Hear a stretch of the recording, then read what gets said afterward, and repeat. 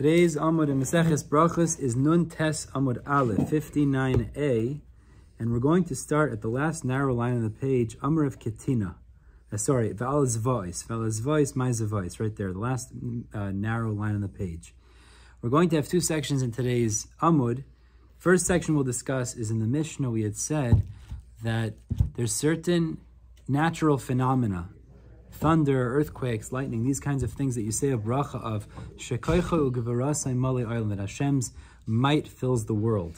So we'll discuss exactly what these phenomena are and their causations, and a bit of related discussion. And then the second section we'll get to is, in the Mishnah we said, upon seeing mountains, hills, other physical parts of creation, you say a bracha of oseh, maaseh, Berachos. So that'll be the second discussion. We'll get into that as well, and other phenomena or other creations that you make that bracha on. So Be'ez Hashem, let's get started. The Mishnah had told us, Ve'al Zvois, regarding Zvois, you say, Shekoicha ug'vuraso mali olam. So where's my Zvois? What are Zvois?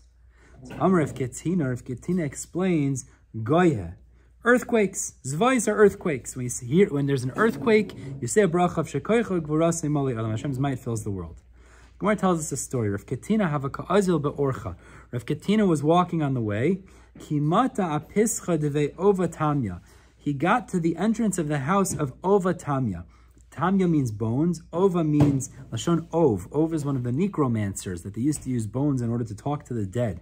So he got to the entrance of the house, this Rav Ketina, to the entrance of the house of a fellow who was a necromancer. This is something that's actually prohibited, al pitar l'chayra. So ganach gohe. And then at the entrance over there was a earthquake. So Amar, so Rav Ketina said, Mi yeda ovatamya hai goa mahu. Does this ovatamya know what is the cause of earthquakes? What causes earthquakes? Now, you'll say something, but the Gemara is going to say 5 other things as we're about to see. Do you know, ovatamya, this necromancer, what is the cause of earthquakes? So Ramale Kala, this necromancer, Ovatamya, lifted his voice and he said, Ketina, Ketina. He said, Rav Ketina, Amai lo yadana. Why don't I know? Listen, why don't I know? 1 second. Ketina. Just 1 second, just 1 second.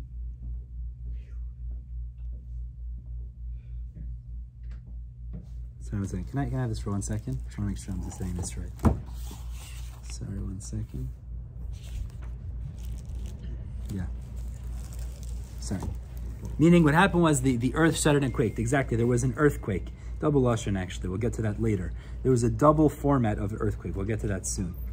So Amar mi yeda ovatamya hai goa mahu. So Rav Ketina said, do you, the necromancer, know what causes earthquakes? So Ramale Kala, so this necromancer lifted his voice and he said, Ketina, amai lo yadana. What do you mean I don't know? Of course I know.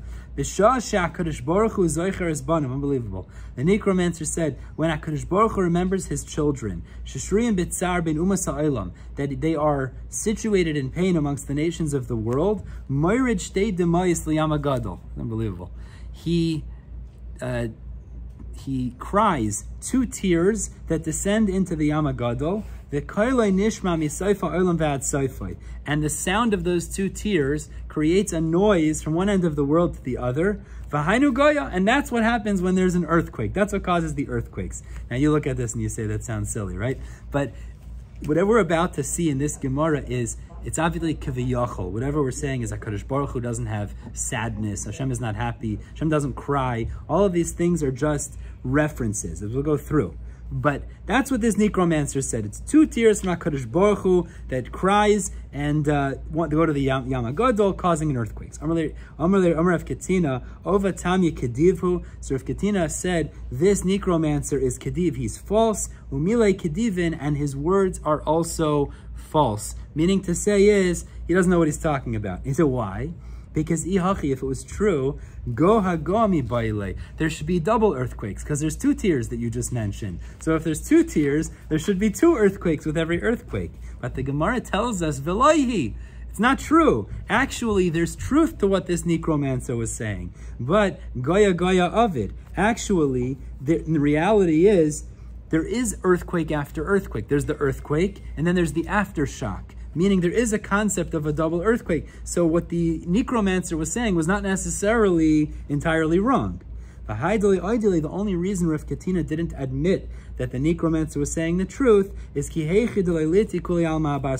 so that people shouldn't follow after him. Meaning, is Rav Katina said, perhaps there is truth to what he's saying, but if I show some ounce of agreement to what he's saying, people might follow in his inappropriate way. So he had to just make a public stand against his position. The Gemara continues now and tells us a few more explanations amongst the Chachamim as to what causes earthquakes. Now again, these are all, I think it's called anthropomorphic. These are all descriptions of Hashem in ways that are not literal, because Hashem is not physical, doesn't have emotions, etc. Rav Katina Didei Amar Soifek Kappa. Rav Katina says that an earthquake happens when Hashem hits his hands together. Shenamar, like the pasuk says, "V'gam ani akeh kapi al kapi." Hashem says, "I hit my hands, one hand to the other, palm to palm. V'ani choisi chamasi, and my anger abates." So this is a causation of earthquakes. Rabbi Nassan says, "Anocha misaneach." It's when Hashem groans. That's what causes an earthquake. Shenamar, like the pasuk says, it's in Yecheskel also, "V'hani choisi chamasi bam." I will place my anger in them, v'hinechamti, and I will be comforted. Now, the way we're explaining v'hanichosi is I will place, also as lashon of anacha, is to groan. So just like a person groans and it releases his concern or whatever, so therefore also here, HaKadosh Baruch Hu, he feels comforted or relaxed after groaning, and that's what causes earthquakes as well. Anacha also means to rest. Nach means to rest, right. The Rabbanan say a fourth pshat what causes earthquakes. The Rabbanan Amri, boyet berakia. It's when Hashem kicks the firmament, the heavens. Shenem, like the pasuk says, heydad, like people would call out, heydad, kedarchem, when they, like people who trample grapes, when they would trample grapes, they would call it heydad. Ya'aneh el kol yoshvei haaretz, answer to all those who dwell on the land. So HaKadosh Baruch Hu, when he tramples the heavens, it causes earthquakes on the earth. Rav Acha bar Yaakov is the final pshat, the fifth pshat in terms of what causes earthquakes. Rav Acha bar Yaakov Amar, doichek es raglav tachas kisei hakavod. It's when HaKadosh Baruch Hu pushes his feet under the kisei hakavod. Shene'emar, like the pasuk says in Yeshaya, koyama Hashem, so says Hashem Hashemayim kisei, the heaven is my throne, v'ha'aretz hadoim ragloi, and the earth is my footstool. The point is, this is what causes, when HaKadosh Baruch Hu kicks under the kisei hakavod, that's what causes earthquakes. Let's move on. Val hara'amim, said in the Mishnah, when there is thunder, ra'amim, that's when you make a bracha also. Kocho ug'vuraso malei olam. Asks the Gemara, my ra'amim, what is it? So Amar Shmuel, anani begolgala. It's when clouds roll into each other. So again, this is the Gemara saying to us, when clouds roll exactly into each other, you're going to make the bracha of Shekocho ug'vuraso malei olam. Shenamar, like the pasuk says in Tehillim, Koil ra'amcha b'gilgal, the sound of your thunder is when they roll into each other. Heiru barakim tevel, the lightning lights up the earth. Can you turn off the sound of your phone? Sorry, thank you. No, the phone's just beeping. Heiru barakim tevel, it lights up with lightning the earth. It's okay. If you can't, it's okay. Rugs of atira sha'aretz. Rugs of atira sha'aretz causes shaking up, and earthquakes are shaking up or shuddering on the earth. So the Gemara says from this pasuk we see that it's when clouds run into each other that causes thunder. I don't know if that's the scientific description today, but for Rabbanan Amri, the rain, thunder is above, and we're talking about the land. Correct. So l'chayra, I mean, the simple pshat as we go through this Gemara is that the Chachamim were telling us in their days this is how they perceive the reality. That's l'chayra, the simple pshat. Well, it was a simple observation. Simple observation, exactly. L'chayra. I'm sure there's more depth than that, but l'chayra, that's the simple pshat, right? Rabbanan Amri, the Rabbanan said a different pshat. Anani deshachvi ma'ala adadi. It's when clouds pour water one into another. That causes thunder. Shene'em, like the pasuk says in Yirmiyah, l'kol titay hamoin mayim b'shamayim, to the sound of putting much water one in another in the heavens. Rav Acha bar Yaakov Amar, Rav Acha bar Yaakov says the third pshat what causes thunder. Rav Acha bar Yaakov Amar, barka takifa de barik ba'anan. This is a fascinating pshat. When lightning, a strong lightning, strikes a cloud, umitvar gezize de barza, and it breaks up pieces of ice that are in that cloud, it causes this sound of thunder. Rav Ashi says the fourth pshat, anani chalchule mechalchali, the clouds are hollow, v'asi zika umenashva pumayu, and the wind comes and blows on the entrance of the clouds, v'dami kizika al pumdani, and it's like the sound of wind at the entrance of an open barrel, which would make some sort of a noise, like thunder. But the Gemara concludes, u'mistavra k'Rav bar Yaakov.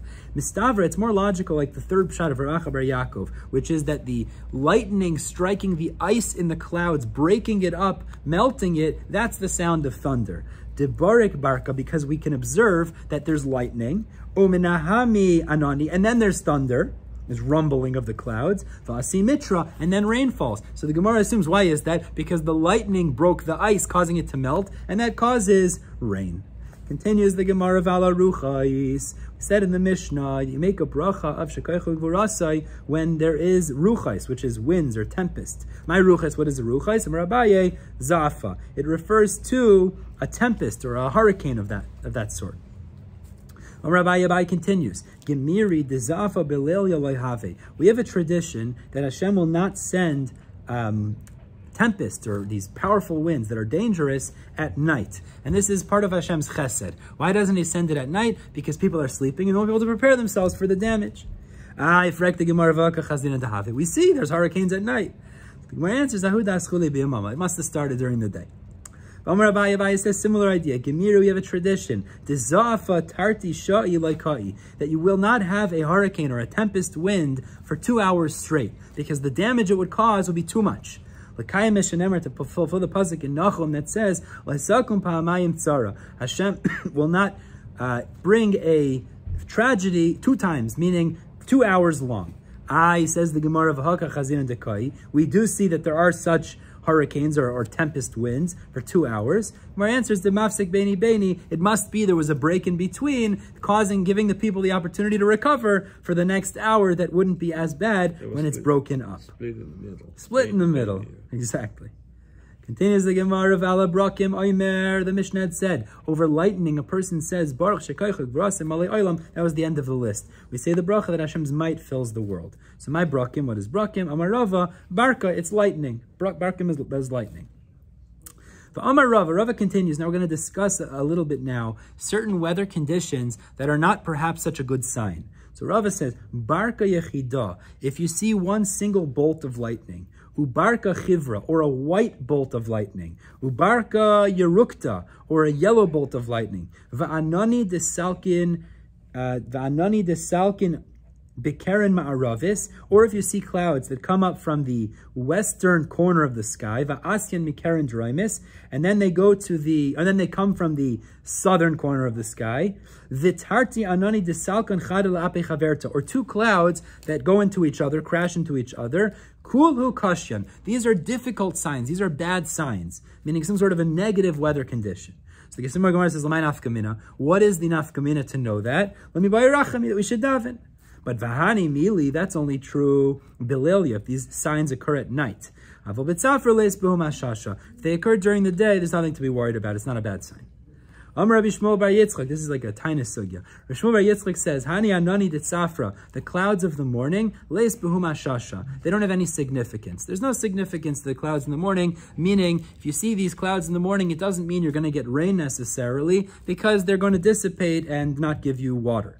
Tichsiv, like the pasuk says in Hosea, when it talks about how the Jewish people were acting not truthful and not wholehearted with Hashem, it says, "V'chazdechem, your kindness, ka'anan baiker v'goymer, is like the morning clouds," meaning there's nothing to it. You're not really being straightforward and wholesome with Hashem. Papa challenged Abaye, but ha'amri, but we know that there's a saying that people say, ha'amri inshi, people say the following, Kad miftach babi mitra, if when you open the stores in the morning, there's rain, bar chamra moich sakech, donkey driver, meaning the store owner, you can fold up your bag, vegani, and go to sleep. And the implication of that is, if it's raining in the morning, there's going to be so much rain, that's going to create so much shefa, so much bounty of produce, it's going to drive the price of produce down based on the fact that there's so much of it. You might as well go to sleep because you're not going to make much money this year because it's going to be so cheap. So the Gemara says, l'chari, you see, morning rain is significant. It's good. If they're thick clouds in the morning, so then that's a good bracha, you're going to have a lot of rain. Otherwise, in the morning, it's not necessarily a good thing, and it'll dissipate and you won't have much rain. Thunder was created Thunder was created to straighten the pervertedness of people's hearts. It was created so that people get scared. So they do tshuva, correct people from their wrongdoings. Like it says in Koheles, Hashem made it so that people would be fearful in front of him. If somebody sees a rainbow in the clouds, he has to fall on his face. Very interesting. Rashi says, we learn from Psukim, as we're about to see, that the Shechina rests amongst the rainbow. So Mela, if you see the rainbow, the Shechina's there, so you should fall on your face. Like the pasuk says in Yecheskel, Kemara keshes asher yeh ba'anan v'goymer. Yecheskel describes, like the vision of the rainbow that is amongst the clouds, I'm seeing Hashem, kiviyachol. Va'era va'epal al panai, and I fell on my face. So laiti alab marav, but in Eretz Yisrael, they cursed this. They said this is the wrong thing. Mishum demechsi command sagid lekashta, because it looks like you're bowing to the rainbow, and that's problematic. But certainly there is a bracha to make when you see the rainbow. What is that bracha? So the Gemara says, Baruch Zoicher Abris. Blessed Hashem, he remembers the covenant, meaning he made a covenant with Noach that he wouldn't destroy the world, and the rainbow is the symbolism that he's keeping his end of the treaty. Masnisa Tan of the Brisa Tat Rabbi Yishmael v'Neishal v'Yosef Be'echanim Breika Aimer Ne'eman beBrisei v'Kayim b'Ma'amari. A little bit of a different language, which was he is trustworthy in his covenant and he keeps his word. Amar Rav Papa says in conclusion, Hilkach Nimrinu L'Tarvayu, we should say both parts. We should say, which is what we do. Baruch Zoicher Abris, blessed Hashem who remembers his covenant. V'ne'eman bivriso, and he's trustworthy in his covenant. V'kayam b'ma'amaroi, and he keeps his word, what he promised to us, not to destroy the world. Moving on to the second section, we had said in the Mishnah, in the next clause, that when you see certain physical parts of reality, of creation, like the mountains, the rivers, etc., so there's a bracha of oseh maaseh berachos. So we said, ala harim v'ala gavois, mountains and hills, you say oseh maaseh berachos. The Gemara's kasha is, l'chayra, thunder and lightning are also part of maaseh berachos. So why don't we say maaseh berachos also on those? The implication of Mishnah was, we only say kocho, ug'vuraso maliolam. So asks the Gemara, etu kol hani da'amara nad hashta, all these other things we listed until now, lightning, thunder, earthquakes, all of that, lav maaseh berachos ninu, were these not created during berachos? But the pasuk tells us in Tehillim, berakim lamatarasa, lightning with the rain, it was created, or for the rain, it was created. Clearly lightning was created with berachos too, so we should also say oseh maaseh berachos over lightning. So there's two terutzim. Rabbi is the first answer. He says, Karuch Fatani. You have to double it up and teach it. Means the way Rashi explains it is, Enachinami. You have to group the two clauses together. So what it's saying in the first clause about these natural phenomena like lightning, thunder, earthquakes, kocho, ug'vuraso maliolam, and mountains, hills, etc., you say oseh maaseh berachos, actually means to group them both together. About the entire list, you say both brachas. But Rava disagrees. I'm going to learn this like Tosfos explains. He explains like the Rif, actually, like this. Hasa mivarich tarti.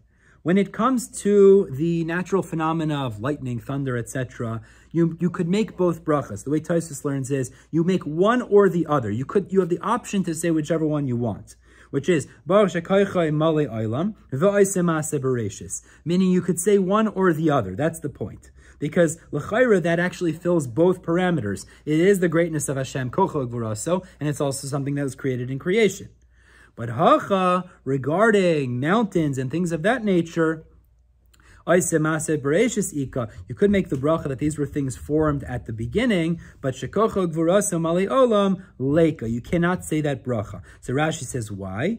Because Rashi's words are, on mountains you can't say malei olam she'enon b'makom echad, because they're not all designated in one place, el kol echad ve'echad b'mkomo, rather they're scattered around. So you can't say malei olam, that it fills the world in that way. Very interesting That's why you can't say, right, you can't say male olam because of that. That's what Rashi says. Now, Lemaisa today, because of this, l'chari passing like Rava, but the idea is we could say both, but when we see lightning, we say oseh maaseh berachos, and for thunder, we say kocho ug'vuraso l'chara. But we say it together. Power and the other one has, right. It's just a sound.